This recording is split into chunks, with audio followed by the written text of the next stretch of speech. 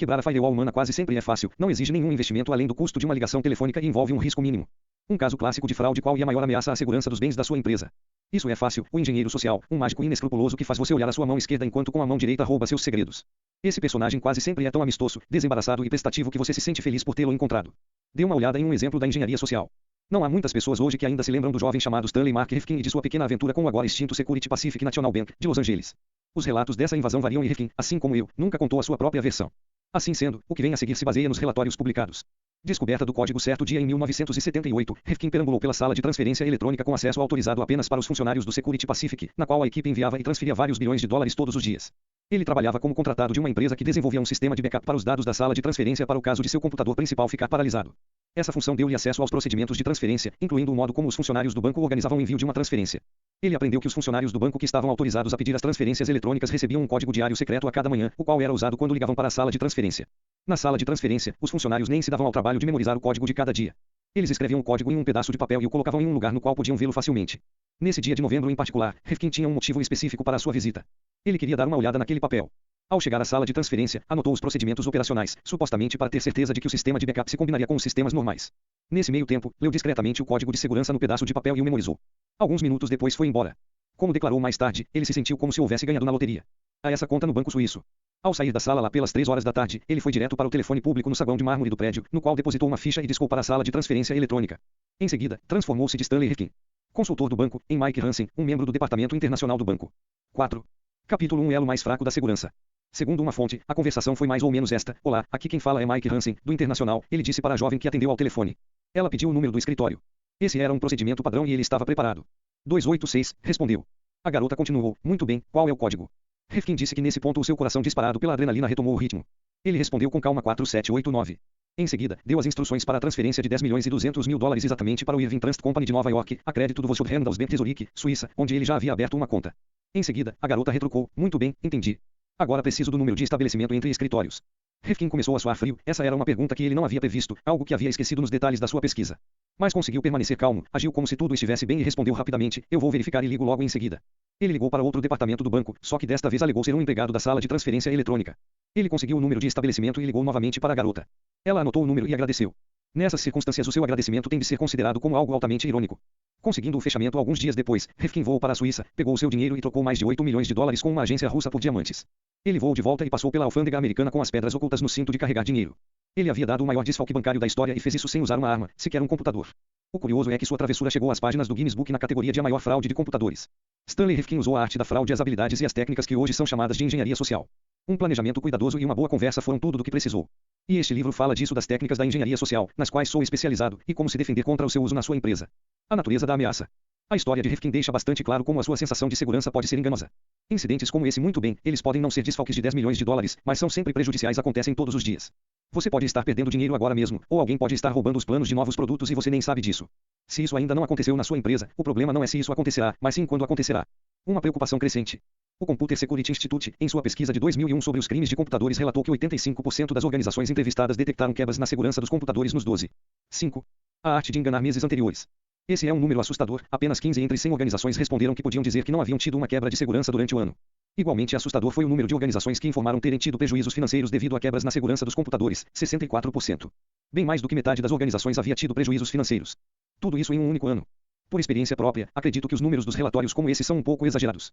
Suspeito da agenda das pessoas que realizam uma pesquisa. Mas isso não quer dizer que o dano não seja extenso. Ele é, sim.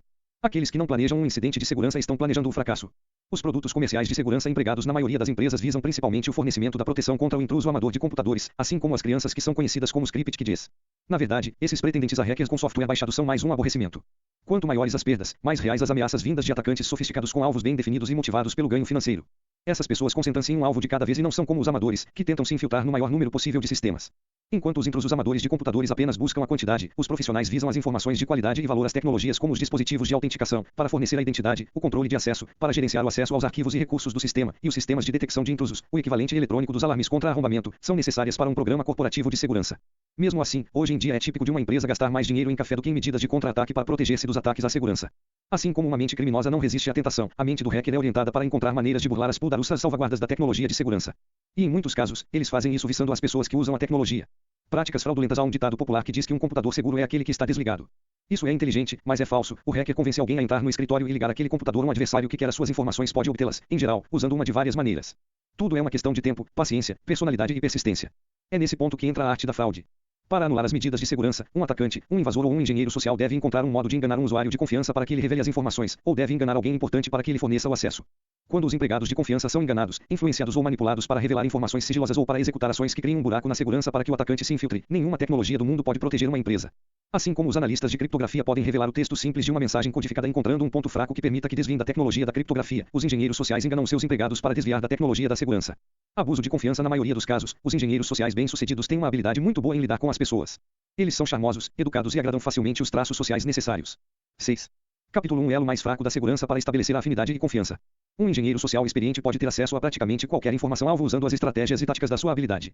Os tecnologistas experientes têm desenvolvido soluções de segurança da informação para minimizar os riscos ligados ao uso dos computadores, mas mesmo assim deixaram de fora a vulnerabilidade mais significativa, o fator humano. Apesar do nosso intelecto, nós humanos, você, eu e todas as outras pessoas continuamos sendo a ameaça mais séria à segurança do outro.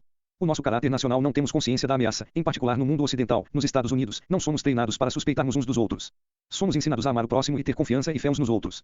Veja como é difícil para as organizações de vigilância de vizinhança fazer com que as pessoas tranquem suas casas e seus carros. Esse tipo de vulnerabilidade é óbvio, e mesmo assim parece ser ignorado por muitas pessoas que preferem viver em um mundo de sonhos até se queimarem. Sabemos que nem todas as pessoas são gentis e honestas, mas vivemos como se elas fossem. Essa adorável inocência tem sido a estrutura da vida americana e é doloroso desistir dela. Como uma nação, incorporamos ao nosso conceito de liberdade a ideia de que o melhor lugar para viver é aquele sem cadeados e chaves. A maioria das pessoas supõe que não será enganada, com base na crença de que a probabilidade de ser enganada é muito baixa. O atacante, entendendo isso como uma crença comum, faz a sua solicitação soar tão razoável que não levanta suspeita enquanto explora a confiança da vítima. Inocência organizacional. Essa inocência que faz parte do nosso caráter nacional ficou evidente quando os computadores foram conectados remotamente pela primeira vez. Lembre-se de que a ARPANET, a rede da Agência de Projetos de Pesquisa Avançada do Departamento de Defesa, a antecessora da Internet, foi criada como um modo de compartilhar informações de pesquisa entre o governo e as instituições de pesquisa e educacionais. O objetivo era a liberdade de informações, bem como o avanço tecnológico. Muitas instituições educacionais, portanto, configuraram os primeiros sistemas de computadores com pouca ou nenhuma segurança. Um libertário famoso dos computadores, Richard Stallman, até se recusou a proteger a sua conta com uma senha. Mas com a internet sendo usada para o comércio eletrônico, os perigos da pouca segurança do nosso mundo eletrônico mudaram muito. O emprego de mais tecnologia não vai solucionar o problema da segurança humana, basta dar uma olhada em nossos aeroportos hoje. A segurança tornou-se imperativa e mesmo assim somos surpreendidos com notícias de passageiros que conseguiram burlar a segurança e passar com armas pelos pontos de checagem. Como isso é possível em uma época na qual os nossos aeroportos estão em tal estado de alerta? Os detectores de metal estão falhando. Não? O problema não são as máquinas, mas o fator humano, as pessoas que operam a máquina. Os funcionários dos aeroportos podem dirigir a Guarda Nacional e instalar detectores de metal e sistemas de reconhecimento facial, mas a educação da equipe de frente da segurança sobre como examinar adequadamente os passageiros pode ajudar muito mais. O mesmo problema existe dentro do governo, das empresas e das instituições educacionais de todo o mundo, apesar dos esforços dos profissionais de segurança, as informações em toda a parte. 7. 8. A arte de enganar permanecem vulneráveis e continuarão sendo vistas como um alvo pelos atacantes que têm habilidades de engenharia, até que o elo mais fraco da cadeia de segurança, o elo humano, seja fortalecido. Agora mais do que nunca devemos aprender a parar de ser otimistas e nos tornarmos mais conscientes das técnicas que estão sendo usadas por aqueles que tentam atacar a confidencialidade, integridade e disponibilidade das informações dos nossos sistemas e redes de computadores. Nós acostumamos a aceitar a necessidade da direção segura, agora está na hora de aceitar e aprender a prática da computação defensiva. A ameaça de uma invasão que viola a nossa privacidade, a nossa mente ou os sistemas de informações da nossa empresa pode não parecer real até que aconteça. Para evitar tamanha dose de realidade precisamos nos conscientizar, educar, vigiar e proteger os nossos ativos de informações, as nossas informações pessoais e as infraestruturas críticas da nossa nação. E devemos implementar essas precauções hoje mesmo. Terroristas e fraude. E óbvio que a fraude não é uma ferramenta exclusiva do engenheiro social. O terrorismo físico é mais noticiado e tivemos de reconhecer como nunca antes que o mundo é um lugar perigoso. Afinal de contas, a civilização é apenas um verniz superficial. Os ataques a Nova York e Washington, D.C., em setembro de 2001, infundiram tristeza e medo nos corações de cada um de nós, não apenas nos americanos, mas também em todas as pessoas bem-intencionadas de todas as nações. Agora estamos alertas para o fato de que há terroristas obcecados localizados em todo o planeta, bem treinados e aguardando para lançar outros ataques contra nós. O esforço recentemente intensificado do nosso governo aumentou os níveis de nossa consciência de segurança. Precisamos permanecer alertas, em guarda contra todas as formas de terrorismo e entender como os terroristas criam identidades falsas, como assumem os papéis de alunos e vizinhos e se misturam à multidão. Eles mascaram suas crenças verdadeiras enquanto conspiram contra nós praticando truques de fraude semelhantes àqueles que você verá nestas páginas. Embora até onde eu saiba os terroristas ainda não usaram as artimanhas da engenharia social para se infiltrarem nas corporações, nas estações de tratamento de água, nas instalações de geração de eletricidade ou em outros componentes vitais da nossa infraestrutura nacional, o potencial para isso existe. E isso é muito fácil. A consciência de segurança e as políticas de segurança que espero sejam colocadas em prática e implantadas pelo gerenciamento corporativo de primeiro escalão por causa deste livro não virão cedo demais. Sobre este livro, a segurança corporativa é uma questão de equilíbrio. Pouca ou nenhuma segurança deixa a sua empresa vulnerável, mas uma ênfase exagerada atrapalha a realização dos negócios e inibe o crescimento e a prosperidade da empresa. O desafio é atingir um equilíbrio entre a segurança e a produtividade. Outros livros sobre segurança corporativa concentram-se na tecnologia de hardware e software e não abordam adequadamente a ameaça mais séria de todas, a fraude humana. A finalidade aqui é ajudá-lo a entender como você, seus colegas e as outras pessoas da sua empresa estão sendo manipulados e ensiná-lo a erguer as barreiras para pararem de ser vítimas. O livro concentra-se principalmente nos métodos não técnicos que os invasores hostis usam para roubar informações, comprometer a integridade Capítulo 1. Elo mais fraco da segurança das informações que se acredita estarem seguras, mas que não estão, ou para destruir o produto de trabalho da empresa. A minha tarefa torna-se mais difícil por causa de uma única verdade: cada leitor terá sido manipulado pelos maiores especialistas de todos os tempos da engenharia social, seus pais. Eles encontraram maneiras de fazer com que você, para o seu próprio bem, fizesse aquilo que achavam ser o melhor. Os pais tornam-se os grandes contadores de histórias da mesma forma que os engenheiros sociais desenvolvem com habilidade cada uma das histórias plausíveis, dos motivos e das justificativas para atingir seus objetivos. Sim, todos fomos moldados por nossos pais, benevolentes, e, às vezes, nem tanto, engenheiros sociais. Condicionados por aquele treinamento, tornamos-nos vulneráveis à manipulação. Teríamos uma vida difícil se tivéssemos de estar sempre em guarda e desconfiando dos outros, preocupados com o fato de sermos feitos de bobos por alguém que está tentando se aproveitar de nós. Em um mundo perfeito, confiaríamos implicitamente nos outros, certos de que as pessoas que encontramos serão honestas e confiáveis. Mas não vivemos em um mundo perfeito e, portanto, temos de exercer um padrão de vigilância para repelir os esforços fraudulentos dos nossos adversários. As principais partes deste livro, as partes 2 e 3, são formadas por histórias que mostram os engenheiros sociais em ação. Nessas sessões, você lerá sobre, e tem o que os hackers da telefonia, descobriram há anos, um método simples para obter um número de telefone não relacionado na empresa de telefonia.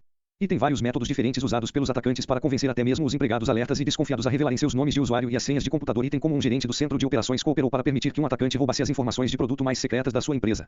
E tem os métodos de um atacante que enganou uma senhora para baixar software que espia cada tecla que ela digita e envia os detalhes por e-mail para ele. E tem como os detetives particulares obtêm as informações sobre a sua empresa e sobre você, e posso garantir que isso fará você sentir um arrepio na espinha. Você pode achar que as histórias das partes 2 e 3 não são possíveis, que ninguém poderia ter sucesso com as mentiras, com os truques sujos e os esquemas descritos.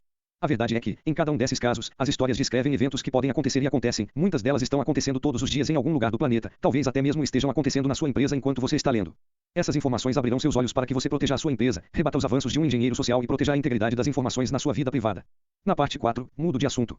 O meu objetivo aqui é ajudar você a criar as políticas de negócios e o treinamento em conscientização necessários para minimizar as chances de seus empregados serem enganados por um engenheiro social.